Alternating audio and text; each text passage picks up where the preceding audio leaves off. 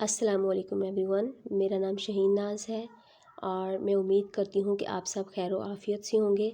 और आज मैं एक नई वीडियो के साथ, एक नए टॉपिक के साथ आपके सामने हाज़िर हूँ। आज हम पार्ट्स ऑफ स्पीच के बारे में बात करेंगे। और वीडियो शुरू करने से पहले आपसे एक छोटी सी रिक्वेस्ट है कि अगर आप नए हैं मेरे चैनल पर तो सब्सक्राइब करें मेरे चैनल को और बेल के आइकन को प्रेस करें ताकि आप मेरी हर आने वाली नई वीडियो का नोटिफिकेशन हासिल कर सकें। और हर वीडियो को लाइक ज़रूर करें और अपने दोस्तों के साथ शेयर करें। Thank you so much. Parts of speech के बारे में बात करते हैं तो पार्ट्स ऑफ स्पीच की डेफिनेशन सबसे पहले देखेंगे, इसकी इंपॉर्टेंस और अंडरस्टैंडिंग क्यों ज़रूरी है इंग्लिश लर्नर्स के लिए। और उसके बाद हम पार्ट्स ऑफ स्पीच को one by one with examples discuss करने की कोशिश करेंगे। ठीक है, तो पार्ट्स ऑफ स्पीच बेसिकली आपको पता है कि इंग्लिश लैंग्वेज की जो बिल्डिंग है उसमें ब्लॉक्स का काम करते हैं। ये पार्ट्स ऑफ स्पीच बहुत ज़्यादा इंपॉर्टेंट है। ठीक है, अब पार्ट्स ऑफ स्पीच की डेफिनेशन सबसे पहले देखते हैं। पार्ट्स ऑफ स्पीच वो वर्ड्स हैं, ठीक है, जो मुख्तलिफ फंक्शन परफॉर्म करते हैं एक सेंटेंस के अंदर। अब वो फंक्शंस ग्रामेटिकली भी हैं और वो फंक्शंस जो है वो मीनिंग के सेंस में भी लिए जाते हैं। तो आपने समझना है कि पार्ट्स ऑफ स्पीच एक्चुअल में वर्ड्स ही होते हैं। उन डिफरेंट वर्ड्स को नाम दिया जाता है, उनके फंक्शन के लिहाज से मुख्तलिफ नाम दिए जाते हैं। ठीक है, ये आपने याद रखना है। उसके बाद है every single word can have more functions than a single part of speech used in different situations. अब वो कह रहा है कि एक सिंगल वर्ड है, उसके बहुत से फंक्शंस होते हैं। ठीक है, एक सिंगल पार्ट ऑफ स्पीच की निस्बत, मतलब कि एक सिंगल वर्ड है जिसको अभी कोई नाम नहीं दिया गया कि ये पार्ट ऑफ स्पीच कौन सा है, आया कि ये नाउन है, प्रोनाउन है, वर्ब है या कोई दूसरा पार्ट ऑफ स्पीच है, उसको नाम नहीं दिया गया। जब तक कि वो सिंगल वर्ड है ना, तो उसके बहुत ज़्यादा फंक्शंस हैं मुख्तलिफ सिचुएशंस में। जब आप उसको नाम दे देते हो किसी एक पार्ट ऑफ स्पीच का, उसको नाउन कह देते हो, प्रोनाउन कह देते हो, फिर उसका फंक्शन थोड़ा सा महदूद हो जाता है। ठीक है, ये आपने नेक्स्ट देखते हैं कि अंडरस्टैंडिंग क्यों ज़रूरी है पार्ट्स ऑफ स्पीच की। Understanding the different parts of speech can help you analyse how words function with in a sentence. एक सेंटेंस के अंदर मुख्तलिफ वर्ड्स हैं, वो किस तरह से फंक्शन परफॉर्म करते हैं। ठीक है, इस चीज़ की आपको अंडरस्टैंडिंग हो जाती है। और it can enable you to construct correct sentences. आप करेक्ट सेंटेंसेस बनाने के काबिल हो जाते हो। ठीक है, and constructing better sentences will make you a better communicator. और जैसे जैसे आप करेक्ट सेंटेंस बनाते चले जाते हो तो आप एक बेटर कम्युनिकेटर बन जाते हो। ठीक है, इसलिए पार्ट्स ऑफ स्पीच की अहमियत बहुत ज़्यादा है और उसकी अंडरस्टैंडिंग का होना बहुत ज़रूरी है हमारे लिए, क्योंकि जिस तरह से एक बिल्डिंग है और बिल्डिंग में ब्लॉक्स काम करते हैं, ठीक है, वैसे ही इंग्लिश लैंग्वेज की जो बिल्डिंग है उसमें पार्ट्स ऑफ स्पीच ब्लॉक्स की अहमियत रखते हैं। ठीक है, तो नेक्स्ट हम बात करेंगे पार्ट्स ऑफ स्पीच को one by one discuss. There are 8 parts of speech in English language which are the following. First number पे नाउन, सेकंड पे प्रोनाउन, थर्ड पे वर्ब, फोर्थ नंबर पे एडजेक्टिव, फिफ्थ नंबर पे adverb and six number पे conjunction, seventh number पे preposition and the eighth one is interjection. तो ये हमारे 8 पार्ट्स ऑफ स्पीच हैं जो इंग्लिश लैंग्वेज में जस्ट परफॉर्म जस्ट लाइक अ ब्लॉक्स की तरह काम करते हैं। ठीक है, इसलिए जो है वो इंग्लिश लैंग्वेज को लर्न करने से पहले सबसे पहले हमें इन्हीं से इंट्रोड्यूस करवाया जाता है कि किस तरह से 8 parts of speech English language में है। और आगे चलते हैं तो अब हम इन्हीं पार्ट्स ऑफ स्पीच को वन बाय वन डिस्कस करेंगे। सबसे पहले नंबर पे है noun. Noun is the name of person, place, thing, animal, idea, quality, state और सिचुएशन एंड एक्शन। मतलब सबसे पहले हमें ये पढ़ाया जाता था कि noun is the name of person, place and thing. तो अब आहिस्ता आहिस्ता हमें ये रियलाइजेशन होना शुरू हो गया है कि noun can be the name of quality और आइडिया और स्टेट और सिचुएशन और even action is also called a noun. ठीक है, तो ये अब थोड़ी सी इसकी डेफिनेशन जो है वो एक्सपैंड हो गई है। ठीक है, ये आपने याद रखना है। अब हम ये जितनी भी चीज़ें, जिन चीज़ों को हमने नाउन का नाम दिया उनकी एग्जाम्पल नीचे देख लेते हैं। Sara, name, person name, Pakistan, place name, table, a name of a thing, animal, cat, idea, justice, truth, honesty, these all are ideas, ठीक है। Quality, softness, hardness, and then state और सिचुएशन, कोई भी हालत, ठीक है। हैप्पीनेस वाली है, गुस्से वाली है, फ़िक्र वाली है, तो कोई भी सिचुएशन या कोई भी हालत जो किसी पे तारी होती है, ठीक है, या कोई भी इंसान जिस हालत में मुब्तला होता है या कोई चीज़ जिस हालत में होती है, उसको हम जो है वो कह सकते हैं कि वो हालत भी नाउन है, ठीक है। आगे है एक्शन। अब एक्शन क्या है? राइटिंग, लिखना। तो जस्ट लिखना भी जो है वो एक्शन है। आगे हम देखते हैं कि अब नाउन की डिफरेंट काइंड्स क्या है। फर्स्ट नंबर पे कॉमन नाउन है, सेकंड पे प्रॉपर नाउन है, थर्ड काइंड कंक्रीट और material noun, fourth abstract noun, fifth collective noun, sixth countable noun and seventh uncountable noun. ये नाउन की काइंड्स हैं, ठीक है। तो जब हम इनको नाउन के पूरे टॉपिक को डिटेल से डिस्कस करेंगे तो फिर मैं आपको इनकी काइंड्स की भी आगे एग्जाम्पल दूंगी, ठीक है। सेकंड पार्ट ऑफ स्पीच की बात करते हैं तो सेकंड प्रोनाउन है, ठीक है। Pronoun is a word used in place of a noun. Noun की जगह पे जो वर्ड आप यूज़ कर रहे होते हो वो प्रोनाउन कहलाता है, ठीक है। The noun it refers two is called antecedent. मतलब अब नाउन जिस नाउन को आगे रिफ़र कर रहा है ना, वो वर्ड यहाँ पे आपका एंटीसीडेंट कहलाएगा। और इस तरह से प्रोनाउन के 8 जो है वो काइंड्स हैं, ठीक है। अब मेरे ख्याल से प्रोनाउन आपको क्लियर हो गया होगा कि नाउन की जगह पे हम जो वर्ड्स यूज़ करते हैं उसको कहते हैं प्रोनाउन। जैसे अगर हम किसी का नाम ले रहे हैं तो हम एक या दो बार नाम लेंगे, उसके बाद फिर हम उसको ही या शी कह के या दे कह के जो हम मुखातिब करेंगे, ठीक है। तो इस तरह और भी बहुत सी चीज़ों के नेम होते हैं जिनका हम नाम नहीं लेते, बल्कि हम उनकी जगह पे कुछ वर्ड्स यूज़ कर लेते हैं, ये चीज़ें वो चीज़ें, इस तरह से उस तरह से, ठीक है। तो ये सारे हमारे प्रोनाउन कहलाते हैं। और इसकी जो है वो 8 काइंड्स हैं प्रोनाउन की। The first one is personal pronoun, second in interrogative pronoun, and third is relative pronoun, fourth one is demonstrative pronoun, fifth one is indefinite pronoun, and the sixth one is reciprocal pronoun, seventh one reflexive pronoun, and the eighth one is distributive pronoun. तो ये इस तरह से 8 kinds हैं pronoun के। Third parts of speech हमारे पास है verb. Verb is a word which denotes being, having, doing और action and state in any form, ठीक है।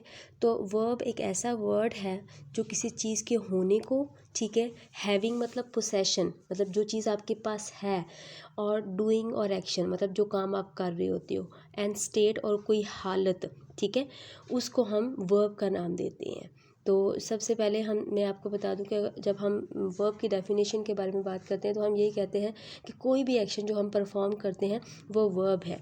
वो भी करेक्ट है, लेकिन किसी चीज़ का आपके पास होना या उसको भी कह सकते हैं कि ये भी वर्ब है, या फिर पोसेशन जब शो हो रही होती है उसको हम कह सकते हैं बीइंग, होना, ठीक है। और कोई भी हालत, उस हालत को भी हम वर्ब का नाम दे सकते हैं। जैसे है बीइंग वर्ब कौन से होते हैं? Ali is a student. अब अली इज़ आ स्टूडेंट, इसमें इज़ ये एक ऐसा वर्ब है जो अली के स्टूडेंट होने की बात कर रहा है, ठीक है।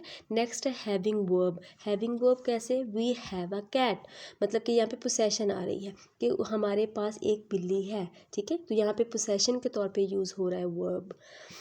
नेक्स्ट है डूइंग और एक्शन वर्ब। अब डूइंग और एक्शन वर्ब तो सिंपल है कि कोई भी काम जो है वो हमारा क्या कहलाता है? वो हमारा वर्ब कहलाता है। They are playing cricket. अब यहाँ पे दे आर प्लेइंग क्रिकेट, अब यहाँ पे प्लेइंग वर्ब जो वर्ब है वो एक्शन को शो कर रहा है।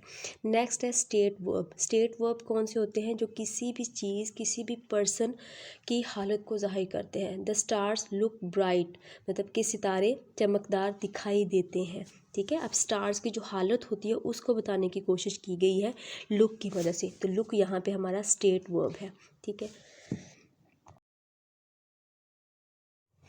यहाँ पे हम काइंड्स ऑफ वर्ब की बात कर लेते हैं। कितनी काइंड्स है? तो ये थोड़ा सा आपको डिम लग रहा होगा, सही तरह से दिखाई नहीं दे रहा होगा, तो मैं आपको वैसे बता देती हूँ कि पहले नंबर पे क्या लिखा हो। पहले नंबर पे वर्ब्स लिखे हुए हैं। तो वर्ब की 2 मेन काइंड्स होती हैं, या तो मेन वर्ब्स होते हैं या फिर ऑक्सिलरी होते हैं। अब जो मेन वर्ब्स हैं, ठीक है, उनकी आगे फर्दर कौन सी काइंड है, या तो वो ट्रांजिटिव हो सकते हैं या इनट्रांजिटिव हो सकते हैं, या वो रेगुलर हो सकते हैं या इर्रेगुलर हो सकते हैं, या फिर वो फाइनाइट और नॉन फाइनाइट हो सकते हैं। ठीक है, अब ये मेन वर्ब्स की बात हो रही थी। अब ऑक्सिलरी वर्ब की बात कर लेते हैं। तो ऑक्सिलरी वर्ब के आगे दो काइंड्स हैं, या वो मॉडल वर्ब हो सकते हैं या वो हेल्पिंग वर्ब हो सकते हैं। तो इस तरह से वर्ब की काइंड्स जो है वो आई थिंक आपके लिए क्लियर होगी। और जब हम वर्ब का एक अलग से टॉपिक जो है वो उसको डिस्कस करेंगे तो फिर मैं वहाँ पे आपको डिटेल से जो है वो इसकी काइंड्स और इसकी एग्जांपल बताऊँगी। ठीक है, fourth part of speech adjective है। एडजेक्टिव क्वालिफाइज अ नाउन और प्रोनाउन। मतलब एक ऐसा वर्ड होता है जो हमें ज़्यादा से ज़्यादा इन्फॉर्मेशन देता है नाउन के बारे में या प्रोनाउन के बारे में, वो हमारा एडजेक्टिव कहलाता है। ठीक है, जैसे यहाँ पे वर्ड है bad, good, old, lazy, fantastic, ये सारे वर्ड्स वो हैं जो हमारे नाउन या प्रोनाउन के बारे में हमें बता रहे होते हैं। ठीक है, एक एग्जांपल है सेंटेंस की, उसमें आप देखें ज़रा कि किस तरह से ये एडजेक्टिव एक नाउन और फिर एक प्रोनाउन को क्वालिफाई कर रहा है। A rich old lady bought a beautiful necklace. अब यहाँ पे रिच वर्ड ये भी क्वालिफाई कर रहा है, ओल्ड वर्ड ये भी क्वालिफाई कर रहा है। ठीक है, मतलब ये एडजेक्टिव है दोनों। इस तरह से ब्यूटीफुल ये भी एडजेक्टिव है। ये किस तरह से है कि a rich lady, rich old lady, lady आपका नाउन है और इस नाउन को दो वर्ड क्वालिफाई कर रहे हैं, वो कौन सा है, रिच है, ओल्ड है, तो ये आपके एडजेक्टिव्स हैं। इस तरह से नेकलेस आपका क्या है, नाउन है और इस नाउन को जो है वो क्वालिफाई कौन सा वर्ड कर रहा है, ब्यूटीफुल, मतलब ब्यूटीफुल नेकलेस के बारे में मज़ीद इन्फॉर्मेशन हमें दे रहा है। ठीक है, तो ये हमारे एडजेक्टिव्स हैं। आगे हम देखते हैं कि एडजेक्टिव की काइंड कौन सी हैं। फर्स्ट नंबर पे है प्रॉपर एडजेक्टिव, सेकंड पे है एडजेक्टिव्स ऑफ क्वालिटी, थर्ड पे है adjective of quantity. Next fourth number पे है न्यूमरल एडजेक्टिव्स, फिफ्थ पे है डिमॉन्स्ट्रेटिव एडजेक्टिव, सिक्स्थ पे है distributive adjective, seventh interrogative adjective, eighth possessive adjectives, ninth emphasising adjectives and the 10th one is exclamatory adjectives. ये सारे जो है वो एडजेक्टिव्स की जो है वो काइंड्स हैं। Fifth part of speech adverb है। Adverb is a word which qualifies a verb, an adjective और अनदर एडवर्ब। ठीक है, मतलब एक ऐसा वर्ड है जो वर्ब को भी क्वालिफाई करता है, एक एडजेक्टिव को भी क्वालिफाई करता है और एक दूसरे एडवर्ब को भी क्वालिफाई करता है। ठीक है, it qualifies anything accept a noun और प्रोनाउन। तो ये आपने याद रखना है कि एडवर्ब एक ऐसा वर्ड है, ठीक है, जो नाउन और प्रोनाउन के अलावा हर चीज़ को क्वालिफाइज करता है, हर चीज़ के बारे में हमें कुछ ना कुछ बताता है। ठीक है, अब इसकी 11 टाइप्स हैं। ठीक है, अब एक एग्जांपल मैं आपको देती हूँ और इसमें आपको बताती हूँ कि किस तरह से एक वर्ब को, एडजेक्टिव को और फिर एक दूसरे वर्ब को जो है वो ये क्वालिफाई कर रहा है। एन ऑलमोस्ट अगली girl was dancing very quickly. अब यहाँ पे सबसे पहले आपने देखना है कि एडवर्ब जो है वो किस तरह से जो है वो एक एडजेक्टिव को क्वालिफाई कर रहा है। ठीक है, सबसे पहले देखें तो वो किसको कर रहा है, ऑलमोस्ट अगली गर्ल, ऑलमोस्ट अगली। अब यहाँ पे ये दो जो वर्ड हैं ये एडजेक्टिव है। ठीक है, अब एडजेक्टिव है तो ये कर किसको, ठीक है, एंड ऑलमोस्ट अगली। अब अगली आपको पता है कि ये आपका एडजेक्टिव है और इस एडजेक्टिव को के बारे में मज़ीद इन्फॉर्मेशन आपको मिली है ऑलमोस्ट। ठीक है, तो ये ऑलमोस्ट आपका क्या है, ये आपका एडवर्ब है जो क्वालिफाई अगली को कर रहा है और अगली आपका एडजेक्टिव है। ठीक है, नेक्स्ट है वेरी क्विकली। आप क्विकली आपको पता है ly है तो आप जारी बात है आप पहचान के होंगे कि ये एडवर्ब है। अब एडवर्ब और पीछे उसके जो है वो यूज़ हो रहा है वेरी। अब एक एडवर्ब दूसरे एडवर्ब को क्या कर रहा है, क्वालिफाई कर रहा है। ठीक है, तो ये आपने याद रखना है कि किस तरह से एक एडवर्ब एक दूसरे एडवर्ब को भी क्वालिफाई करता है। ठीक है, और एक एडवर्ब एक एडजेक्टिव को क्वालिफाई करता है। ठीक है, तो अब हम देखेंगे कि एक वर्ब को किस तरह से क्वालिफाई कर रहा है। तो ज़ाहिर बात है डांसिंग आपका वर्ब है और उसके बारे में इंफॉर्मेशन आपको क्विकली वर्ड दे रहा है, ठीक है। तो इस तरह से क्विकली वर्ड आपका एडवर्ब है जो आपको इंफॉर्मेशन दे रहा है अबाउट योर वर्ब। जो वर्ब यहाँ पे क्या है, डांसिंग, कि वो कितनी तेज़ी से डांस कर रही थी, ठीक है। तो अब हम इसकी काइंड्स के बारे में बात करते हैं। फर्स्ट नंबर पे है adverb of time, second adverb of place, third adverb of manner, fourth adverb of result, fourth number पे एडवर्ब ऑफ क्वांटिटी और एडवर्ब ऑफ डिग्री भी इसको कह सकते हैं। फिफ्थ है एडवर्ब ऑफ अफर्मेशन, ठीक है, और नेगेशन भी इसको कह सकते हैं। सिक्स पे एडवर्ब ऑफ रीज़न और cause, seventh adverb of comparison, eighth one is adverb of manner या एडवर्ब ऑफ फ्रीक्वेंसी भी कह सकते हैं, and the ninth one is interrogative adverbs, and the tenth one is relative verbs, ये adverbs. तो ये आपके एडवर्ब्स की काइंड्स हैं, ठीक है।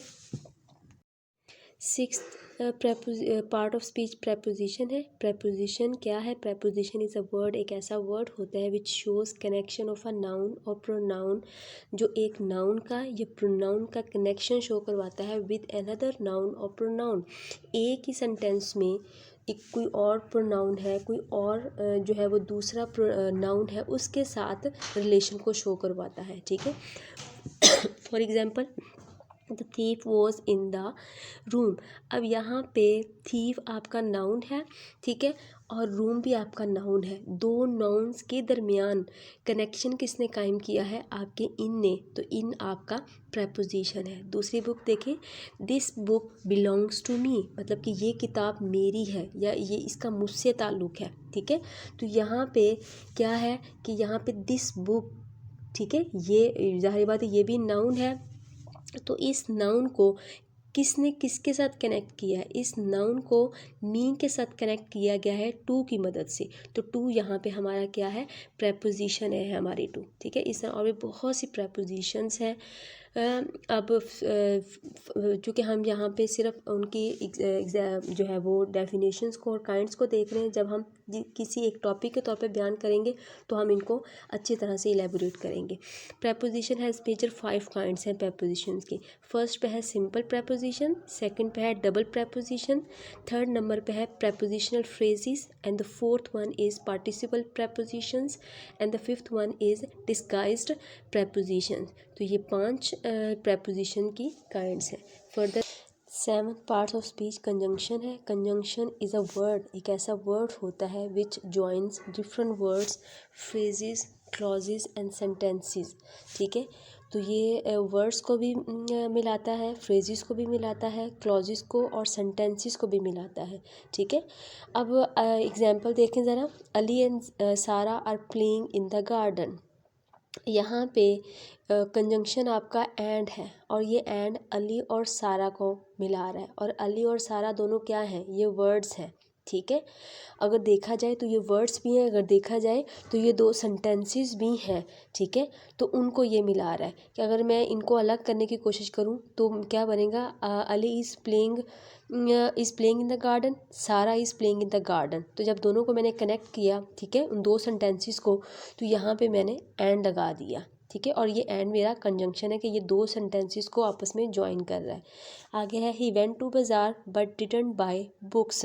वो बाज़ार गया लेकिन उसने किताबें नहीं ख़रीदी। अब यहाँ पे दो सेंटेंस आपके पास है और इन दो सेंटेंसेस को बट मिला रहा है, तो ये बट आपका कंजंक्शन है। इस तरह से और भी बहुत से कंजंक्शंस हैं, ठीक है, जिनको हम एज अ जॉइंट वर्ड्स के तौर पे यूज़ करते हैं। तो इसकी जो मेजर काइंड्स हैं कंजंक्शन की वो दो हैं। कोऑर्डिनेटेड कंजंक्शंस होती हैं या फिर सबऑर्डिनेटिंग कंजंक्शंस होती हैं, ठीक है, जिनको हम फर्दर आगे अपने किसी लेक्चर में जो कंजंक्शन का स्पेसिफिकली होगा उसमें डिस्कस करेंगे एग्जांपल्स के साथ। एट्थ वन, द लास्ट हमारा जो पार्ट ऑफ स्पीच है वो इंटरजेक्शन है। अब इंटरजेक्शन क्या है? इज़ अ वर्ड और अ साउंड, मतलब कि इंटरजेक्शन एक वर्ड भी हो सकता है, एक साउंड भी हो सकती है, ठीक है, विच एक्सप्रेसिस सडन फीलिंग्स और इमोशंस। हमारे मुंह से जो सडन फीलिंग्स और इमोशंस निकलते हैं, ठीक है, उनको एक्सप्रेस जो वर्ड करता है, जो या फिर जो साउंड करती है, वो इंटरजेक्शन कहलाती है, या वर्ड जो हो तो वो जो है वो इंटरजेक्शन वर्ड कहलाता है। For example, hurrah we won the match, ठीक है। अब हुर्रा क्या निकलता है कि जब आप बहुत ज़्यादा खुश होते हो ना, तो ये वर्ड आपके मुंह से, एक एक्सप्रेशन आपके मुंह से निकलता है, तो ये आपका इंटरजेक्शन वर्ड है। आगे है god heavens you have come, यहाँ पे गुड लिखा हुआ है लेकिन गॉड आता है, ठीक है। God heavens you have come, शुक्र है कि तुम आ गए हो, ठीक है। अब यहाँ पे गॉड हेवंस ऐसा वर्ड है जो सडनली आपने किसी को देखा जिसका आप इंतज़ार कर रहे हो, सडनली आपके मुंह से वो वर्ड निकल आया, ठीक है। तो इस तरह से ये एक्सप्रेशंस होते हैं जो सडनली हमारे मुंह से प्रोनाउंस होते हैं, ठीक है। तो ये सडन इमोशंस हमारे कहलाते हैं, सडन हमारी फीलिंग्स कहलाती हैं, और इनको जो वर्ड एक्सप्रेस करते हैं वो वर्ड हमारे इंटरजेक्शन वर्ड्स कहलाते हैं। आगे है the most important interjections are used for the following different feelings.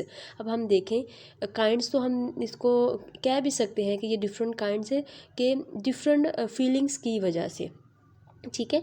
मतलब कि अगर जैसे जैसे फीलिंग चेंज होती जा रही है, आपके इंटरजेक्शन वर्ड्स चेंज होते जा रहे हैं। तो पहली जो है वो कौन सी फीलिंग है जो जिसके लिए आप इंटरजेक्शन यूज़ करते हो? जॉय की फीलिंग के लिए। फोर्थ नंबर पे सरप्राइज़, फिफ्थ पे है अटेंशन, ठीक है।